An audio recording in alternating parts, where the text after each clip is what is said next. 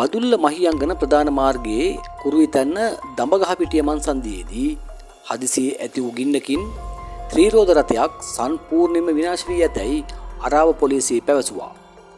ඊයේ සවස 5:30ට පමණ තරුණයන් දෙදෙනෙකු සහ තරුණියන් දෙදෙනෙක් බිබිල ප්‍රදේශයේ සිට මීගහකිවුල ප්‍රදේශයේ මිතුරුකගේ නිවසට එමින් සිට තිබෙනවා.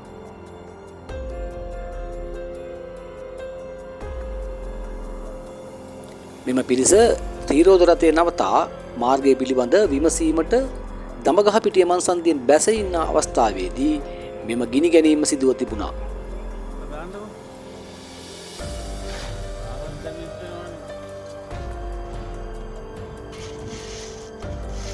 ගින්නෙන් ත්‍රිරෝද රථය හා පැමිණි පිරිසගේ බඩු බාහිර ආදිය සම්පූර්ණයෙන්ම විනාශ වී ඇති අතර ප්‍රදේශවාසීන් සහ පොලිසිය මැදිහත්ව ගින්න පාලනය කරනු ලැබුවද ඒ වන විටත් ත්‍රිරෝද රථය සම්පූර්ණයෙන්ම විනාශ වී තිබෙනවා.